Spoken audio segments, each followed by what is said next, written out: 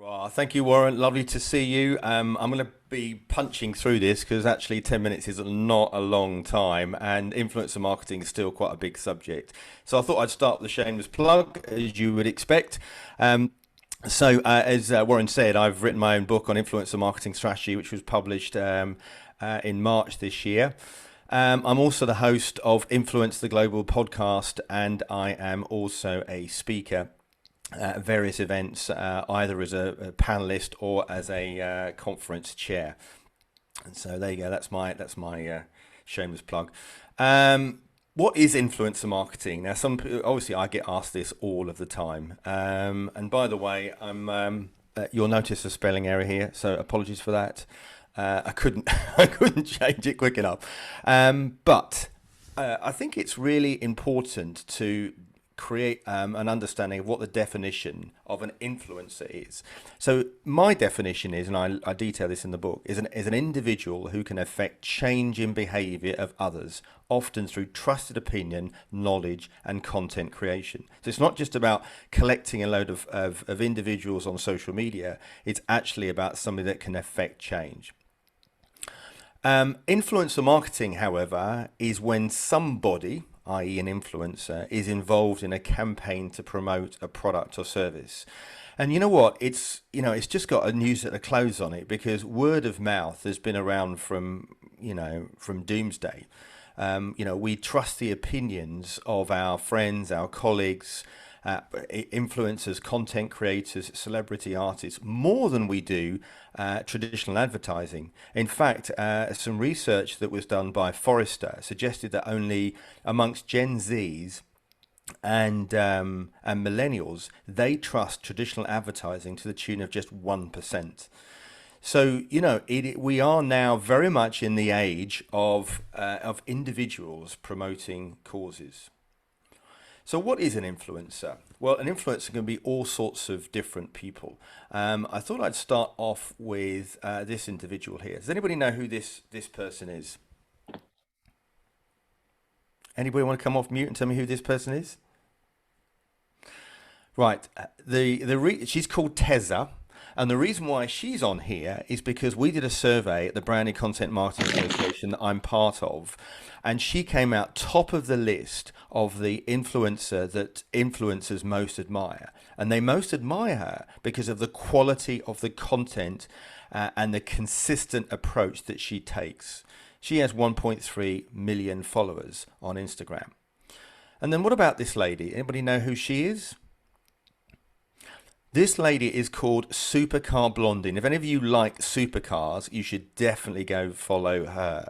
She really is a fantastic storyteller, and she enthuses about some of the best cars in the world. But what she does do is she has a niche audience, and she has over 6 million subscribers on YouTube. And then how about this individual? Anybody know who this is? Very, very famous entrepreneur, a guy by the name of Gary V. And you know why I've put him on here is because he's very authentic. He tells it how it is. And one of the reasons why I've got these people up here is because it's understanding of what the values of influencers are. It's about being authentic. It's about being niche. It's about being consistent. But it doesn't, sometimes the word influencer has some negative connotations. And that, of course, has been blighted by some of the people in the mainstream media.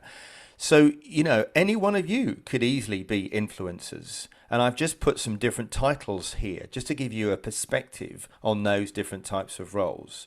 But remember what I said at the beginning. It's about being able to affect change and behavior. I mean, somebody that's an academic, for example, is easily an influencer. But if they have a strong niche on a particular piece of academic research. So why do people follow influencers?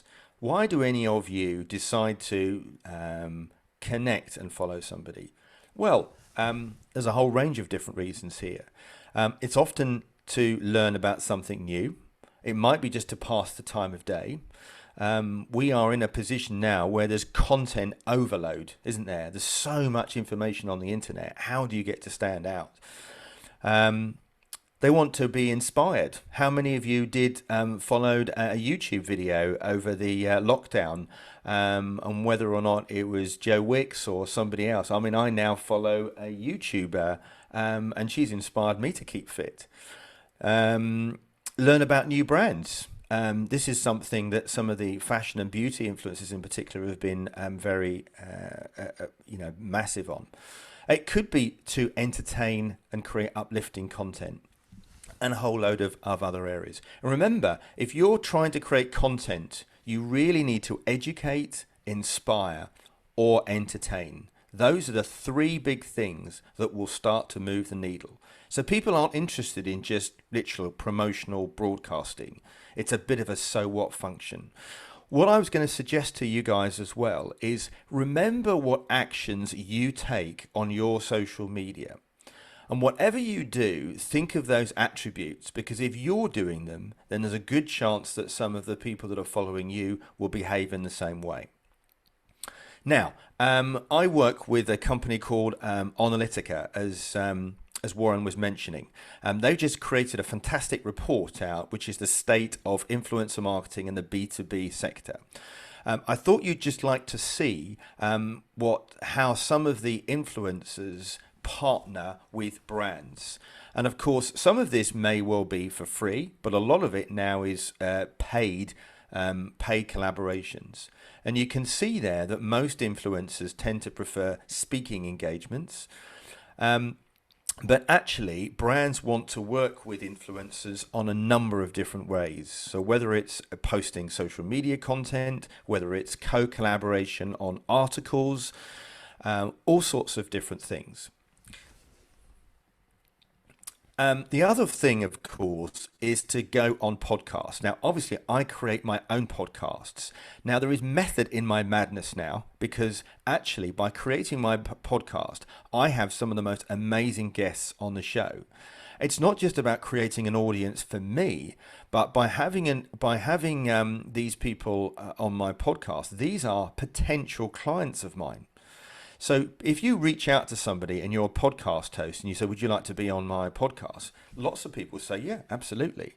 Well, of course, then ultimately, this is a great way for you to work with them in the future. But also you can appear on podcasts as well. So there's the graphic on the right shows you an example of a number of different podcasts, and it's called Matchmade.fm. Matchmade.fm is worth having a look at because you can go and be a guest. I've actually been a guest on over 30 different podcasts, most of which have been in America. And if you think about audience size, that's exactly where they're going to be. Warren mentioned the report that I've recently done with Analytica, and you can see that on the left-hand side. I'm happy to send a copy of that to any of you. Now, one of my target customers is CEOs of trade associations and professional membership bodies. So by me creating a report that analyzes over 300 CEOs of trade bodies and professional membership bodies, that is positioning me as a thought leader in this sector. So now I'm religiously going through that, and bear in mind they've all had a printed copy of this. I'm religiously now going through and speaking to these people, and guess what? I'm getting appointments, I'm meeting people because I'm coming to them with a position of authority and influence. Some of the findings that came out of this was CEOs need to show their personality, not just delegate to their teams.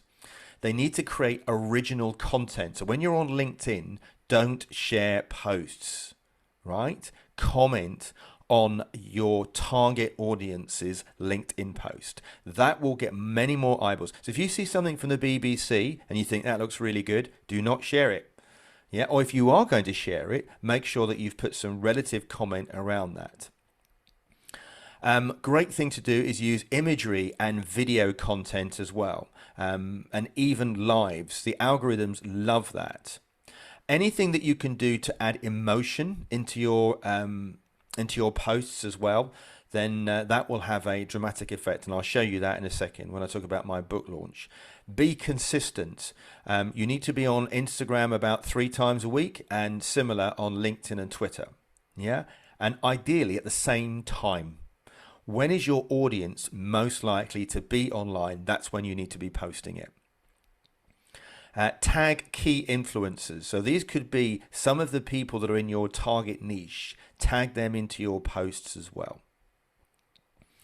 I'm just going to show you a brief story, and then we can move on to the discussion about my book launch. And the reason I wanted to share this is because obviously on the 3rd of March, this had to work, because it's all about influencer marketing. And if this LinkedIn post didn't do very well, I would have not been very influential. But I really thought about this. So you'll see from the post there that it was a very personal photograph. It was about telling people about what was in the book, but it was also about recognizing and thanking the many contributors that were part of this. So any post that's about thank you, recognition, it's about a value exchange. Anything that you can do that adds photos and stories that captivate an emotional response. If you need to then go back to all of the people that are commenting on your post and like them and comment them, but do more than 6 words. So what they don't want to see is something that says awesome, great, well done. Think about some more value. And don't forget, the more value you create, others will start to see, oh, he's got an interesting perspective. Another thing that you can do is to engage with a small pod of relative supporters. The first hour of LinkedIn, and in fact many of the other social media platforms, is everything. Yeah. So if you can, as I did, I said to some of my closest friends, I'm going to put this out at 8 o'clock. Can you make sure that you comment for me straight away? And of course, just by doing that, that made the post travel so much quicker. Yeah, and obviously, as I said earlier, don't just share posts without a perspective or commentary.